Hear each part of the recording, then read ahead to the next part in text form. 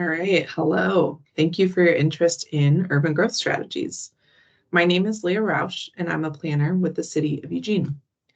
In this short presentation, I'll be sharing some background information on urban growth strategies and what you can expect from the city's community planning and design team over the next few years. Urban Growth Strategies is a new project focused on planning for Eugene's next 20 years of growth. Through the project, we'll identify the tools, actions, policies, and land needed for the next 20 years to support living wage jobs and housing that everyone can afford. This work will build off years of planning and community engagement through Envision Eugene, and it will evaluate our needs for housing, jobs, parks, infrastructure, and schools, as well as what tools can help Eugene to grow more efficiently. This work will result in studies of what land is available in Eugene, updates to the Envision Eugene Comprehensive Plan, a parcel-specific land use designation map, and an evaluation of whether there is a need to expand the urban growth boundary, or UGB. I'll be talking about each of those components in a little bit more detail coming up.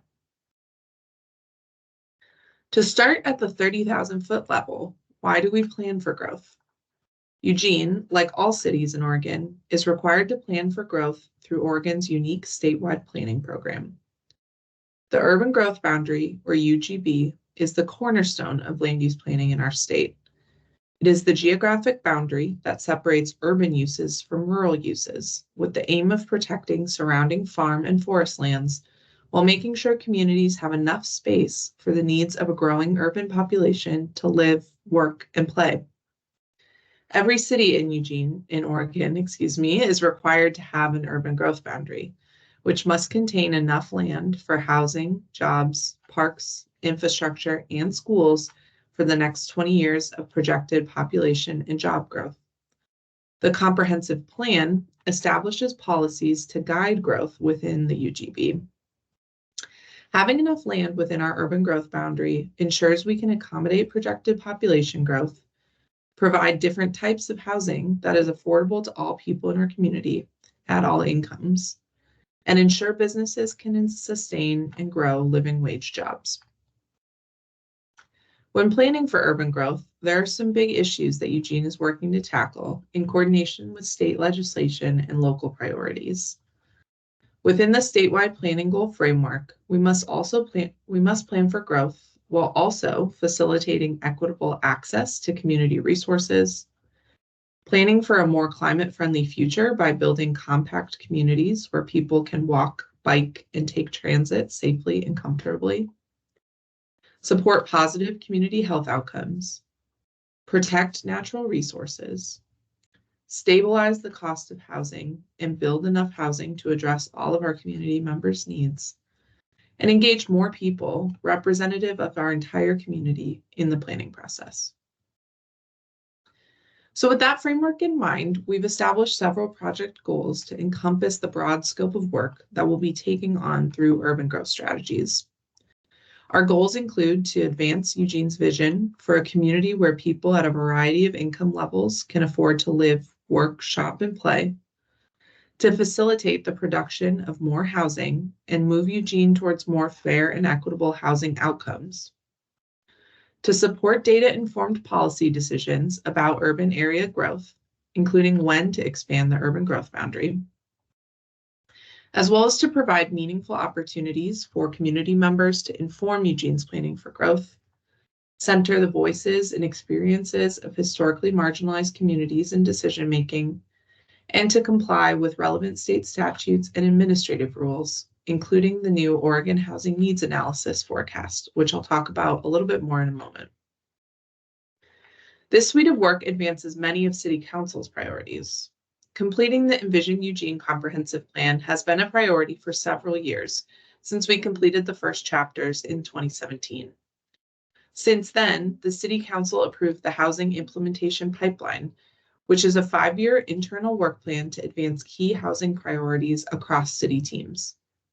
The HIP articulates the city's commitment to supporting more housing production across the housing continuum and identifies several of the urban growth strategy's components as priorities. Urban growth strategies also include several projects to advance our Climate Action Plan 2.0, specifically actions to reduce emissions from transportation through compact development strategies. Much of urban growth strategies work is also supported by the city's current strategic plan. This work will advance several urgent community needs as established by the City Council goal for sustainable and accountable development.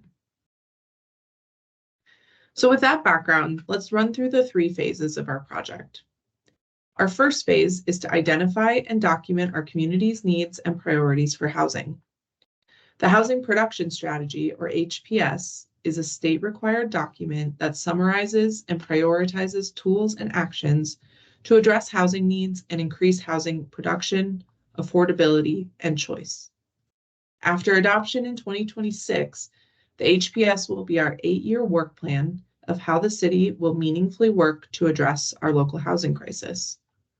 The housing production strategy could include a wide range of actions, including things like zoning and code changes, investments in affordable housing, reducing regulatory barriers to housing production, or protecting vulnerable community members from housing displacement. In the shorter term, we'll identify a handful of these tools to adopt right away.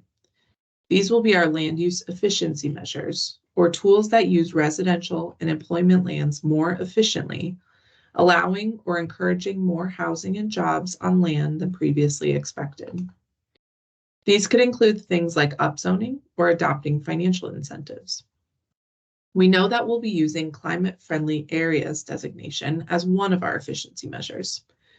Climate-friendly areas are a new state tool to designate areas where people can meet their daily needs without relying on a car.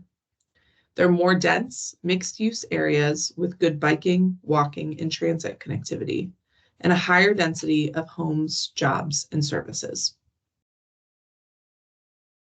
Our next phase is focused on understanding our land needs for different urban uses, including, again, for jobs, housing, parks, schools, and infrastructure. To understand our land needs, we need to assess both supply and demand.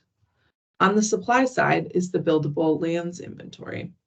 This is an inventory of Eugene's existing land supply for housing, employment, parks, and other public needs. The buildable lands inventory identifies vacant or underdeveloped lots and their capacity for future development. On the demand side, we have 2 different studies, one focused on housing and one focused on employment. The housing capacity analysis is a study of current and future demand for housing across a range of prices, rent levels, locations, housing types, and densities. Second is the economic opportunities analysis, which assesses Eugene's economic trends and potential, forecasted employment growth, and needs for future growth. The proposed timeline for the technical analysis does not include any additional study we would need to do for an urban growth boundary expansion if needed. But these technical analyses will help us to understand if we do need to expand the urban growth boundary, and if so, for what types of land. Finally, the city will use what we've learned through the first 2 phases to update the regulations and guidelines for land use in Eugene.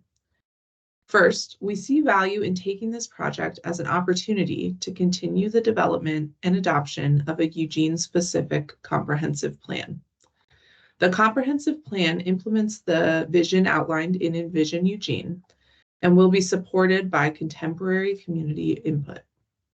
New updates to the comprehensive plan will include guiding policies addressing how land use decisions impact housing, compact development, community engagement, and community health. Concurrently, staff is working to modernize the land use designation map that shows where and how land can be used in the future within the Eugene urban growth boundary. This new map, aided by modern mapping tools, will provide clarity for community members, property owners, and staff, streamline the land use research process, and facilitate monitoring of buildable land supply and development trends. Finally, other policy changes will likely be necessary to implement the outcomes of community engagement and study over the previous phases, including changes to the Eugene Land Use Code, our regional metro plan, and other adoptive plans as needed. All of this work is guided by relevant state statutes and administrative rules related to Oregon's statewide land use planning program. But in addition, there are several recent state mandates that require Eugene to update our urban growth boundary and housing planning, including House Bill 2003, passed in 2019, which requires Eugene to update our housing capacity analysis and our housing production strategy every 8 years.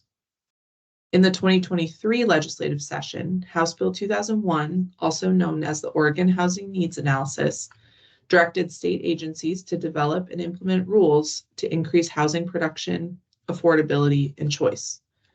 Included will be a new way to approach calculating our housing need.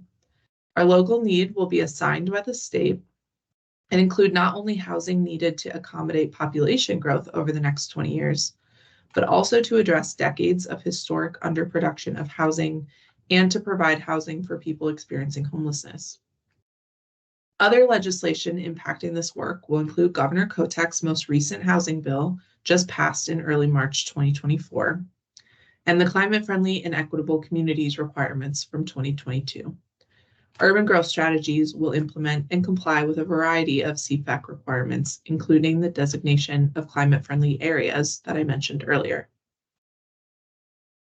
There will be plentiful opportunities for community engagement in this work over the next few years. In February, the Eugene Planning Commission approved a community engagement plan for urban growth strategies. The plan outlines a wide range of activities, from individual interviews to citywide events. Here's a snapshot of all of those activities.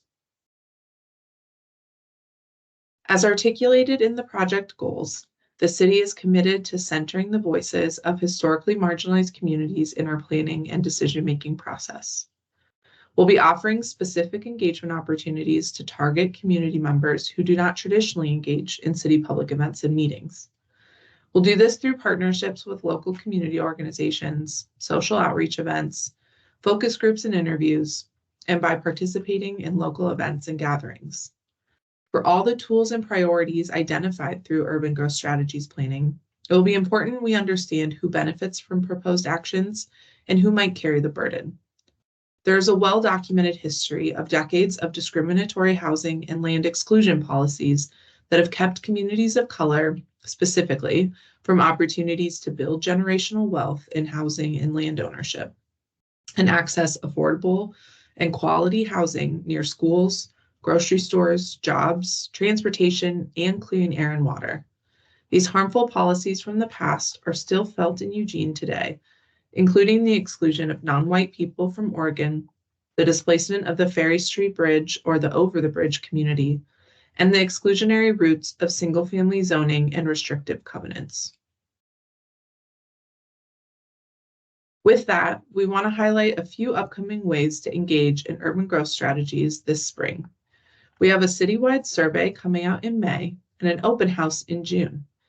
The survey will focus on climate-friendly areas and more broadly on different types and scales of centers, from downtown to our local neighborhood corner markets. The open house will be an opportunity to weigh in on many project components, including housing needs and priorities, climate-friendly areas, and other city projects. The best way to find opportunities for engaging in this project is to follow us on Engage Eugene.